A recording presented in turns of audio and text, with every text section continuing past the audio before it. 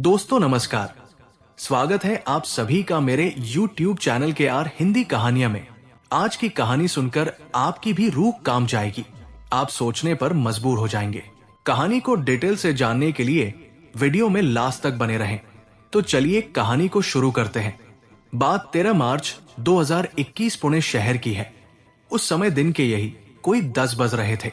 मनीषा गेडाम अपनी paying guest सहेली Janet के साथ बैठकर गपशप कर रही थी कि तभी जैनेट के मोबाइल पर कॉल आई। जैनेट, फोन मत काटना प्लीज, मुझे मनीषा से कुछ खास बात करनी है। 1 मिनट के लिए उसे फोन दो। मनीषा, मैं सागर बोल रहा हूं। मैं तुमसे एक बार मिलना चाहता हूं, फिर मैं तुम्हें कभी नहीं मिलूंगा। मैं इस समय तुम्हारी बिल्डिंग के नीचे खड़ा हूं, प्लीज तुम नीचे आ जाओ। उसकी ये बात सुनकर जैनेट और मनीषा दोनों इमारत के नीचे आई और पूछा, तुम यहाँ क्यों आए हो? मैं जॉब के लिए विदेश जा रहा हूँ। ये देखो मेरी टिकट आ गई है। अपने मोबाइल में टिकट का फोटो दिखाते हुए बोला, ठीक है, अब तुम मुझे भूल जाओ। तुम विदेश जाते हो तो जाओ, इससे मुझे क्या? मनीषा ने कहा, पर मेरी एक विनती है मनीषा, तुम मेरे साथ सिर्फ एक दिन बिताओ। हम कहीं घूमने फिरने चलते हैं। शाम को मैं तुम्हें वापस घर पर छोड़ दूंगा। हम दोनों महाबलेश्वर जाएंगे। सागर ने विनती करते हुए कहा, अगर तुम आती हो तो, क्योंकि इसके बाद मैं तुम्हें कभी नहीं मिलूंगा। तुम्हें यहाँ छोड़ने के बाद मैं सीधे अपने गांव चला जाऊंगा। अपने पूर्व प्रेमी सागर की इस विनती पर मनीषा ये सोचकर उसके साथ जाने को तैयार हो गई कि चलो इसके बाद उससे पीछा तो छूट जाएगा। वो उसकी बाइक पर बैठकर निकल गई। सुबह 10 बजे की गई मनीषा जब काफी रात तक वापस नहीं लौटी तो मनीषा की सहेली जैनेट को उसकी चिंता हुई। उसने उसे कई बार फोन भी लगाया, लेकिन हर बार उसका फोन स्विच्ड ऑफ बता रहा था। आखिरकार परेशान होकर जैनेट ने सारी बातें मनीषा के भाई प्रतीक को बताई। जैनेट की बात सुनकर प्रतीक के होश उड़ गए। प्रतीक ने कहा, ये सारी बातें तुम माँ को बताओ, मैं भी माँ से बात करता हूँ। प्रतीक की सलाह पर जैनेट ने मनीषा की माँ चित्रा से संपर्क किया और उन्हें सारी बातें बताई। मनीषा की माँ पूरी बात सुनकर वो बेहोश सी हो गई। जब उन्हें होश आया तो मां ने पुलिस थाने में मनीषा की शिकायत दर्ज करने के लिए कहा।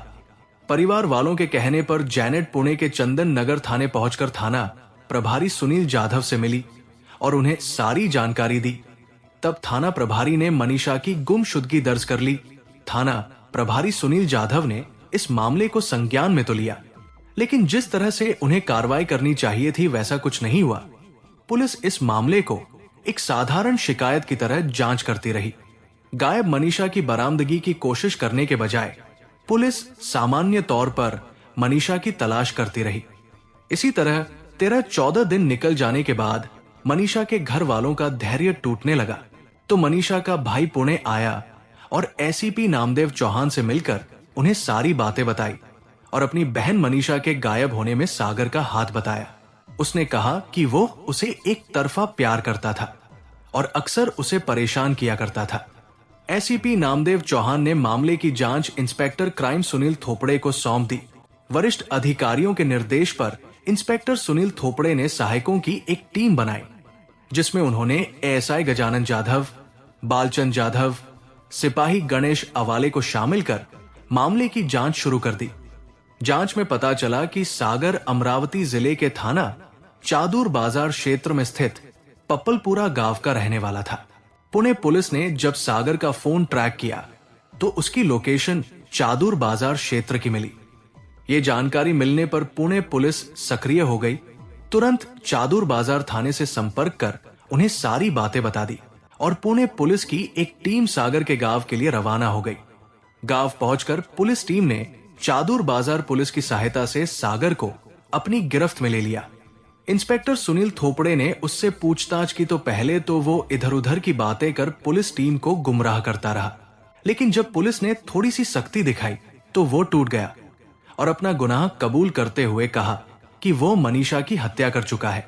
उसने मनीषा हत्या कांड की जो कहानी बताई वो कुछ इस प्रकार थी। 28 साल की सुंदर और महत्वाकांक्षी मनीषा गेडाम महाराष्ट्र के जिला अमरावती के गांव श्री कृष्णा नगर की रहने वाली थी।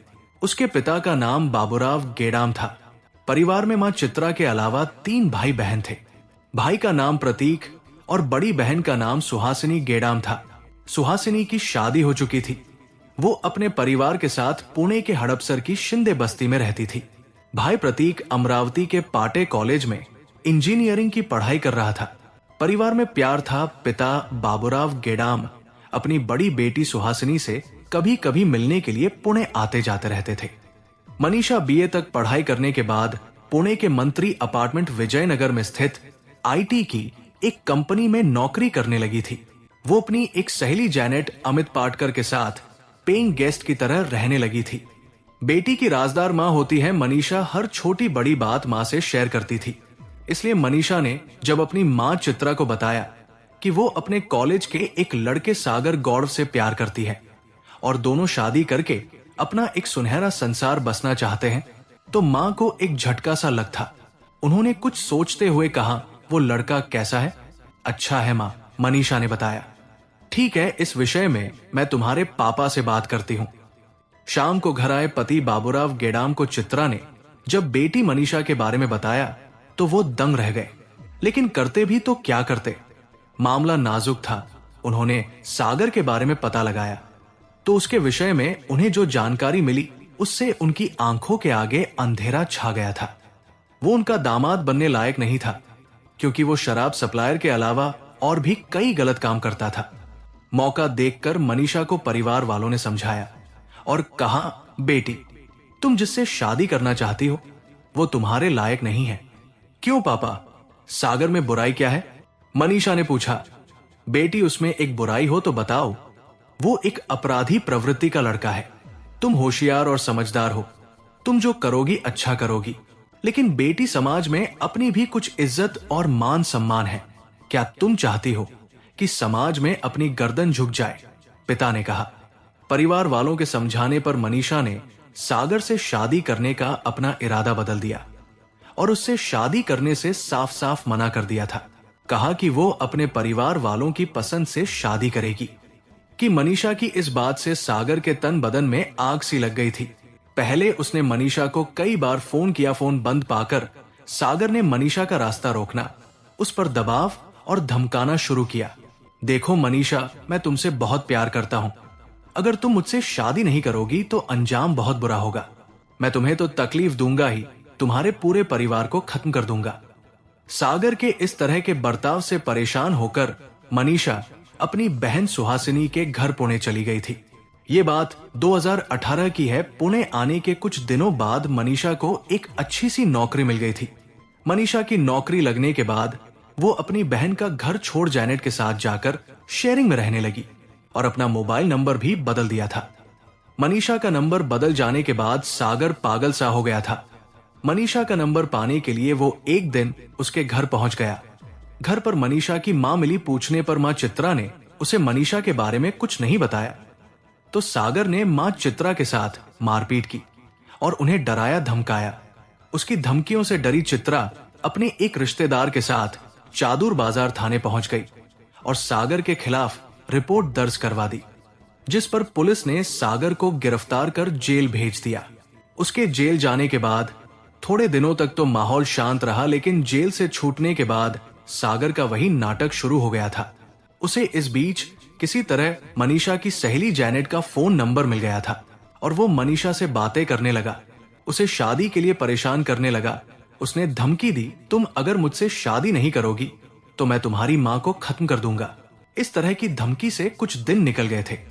14 फरवरी को बाबूराव अपने बेटे प्रतीक के साथ पुणे में अपनी बड़ी बेटी सुहासिनी के यहाँ गए हुए थे। वहां उनकी दोनों बेटियों के साथ उनका महाबलेश्वर घूमने का कार्यक्रम बन गया था। यहाँ सागर ने मनीषा को कई बार फोन किया था, पर मनीषा ने उसके एक भी फोन का जवाब नहीं दिया था, बल्कि अपना फोन स्विच ऑफ कर दिया था। इससे नाराज सागर वापस मनीषा के घर गया और उसकी मां चित्रा से मारपीट की। मनीषा को जब ये जानकारी मिली तो वो अपने पापा और भाई के साथ गांव आई और चादुर बाजार थाने में सागर के खिलाफ शिकायत दर्ज करवा दिया। फिर वो वापस पुणे लौट आई थी। पुलिस ने सागर को फिर से जेल भेज दिया। 15 दिन जेल में रहने के बाद जब सागर बाहर आया तो उसे मनीषा से सख्त नफरत हो गई थी और इसके लिए उसने एक खतरनाक प्लान तैयार कर ली थी। अपनी योजना के अनुसार वो पुणे आ गया था और उसकी सहेली जैनेट को फोन किया, लेकिन उसे दिन उसका काम नहीं बना। मनीषा ने उसे दिन उससे बात करने से मना कर दिया था।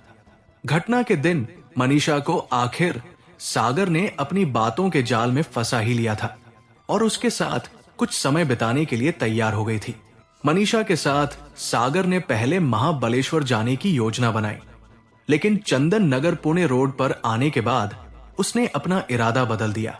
उसका मानना था कि वहां तक जाने में काफी रात हो जाएगी, इसलिए उसने अपनी बाइक भांटघर की तरफ मोड़ दी। जोगवाड़ी ब्राह्मण घर घूमने के बाद भांटघर वाटर बैंक के पास एक पत्थर पर जाकर दोनों बैठ गए थे। इसके पहले कि वो कुछ बात करते मनीषा का फोन आ गया था, जिस पर उसकी लंबी बातचीत चलने लगी। इस पर जब सागर ने पूछा कि फोन किसका था, तो मनीषा ने कहा, तुम्हें क्या करना है, मेरा फोन है। लेकिन सागर कुछ आगे बोलता मनीषा ने उसकी बातों को काटते हुए कहा, मेरी तुमसे शादी नहीं हुई है जो तुम मुझ पर इतना दबाव बनाओगे। इस बात को लेकर दोनों में काफी कहासुनी हुई और क्रोध में आकर सागर ने पास में ही पड़े पत्थर को उठाकर मनीषा के सिर पर दे मारा। पत्थर के जोरदार हमले से मनीषा की एक दर्दनाक चीख निकलकर वहां के शांत वातावरण में खो गई थी।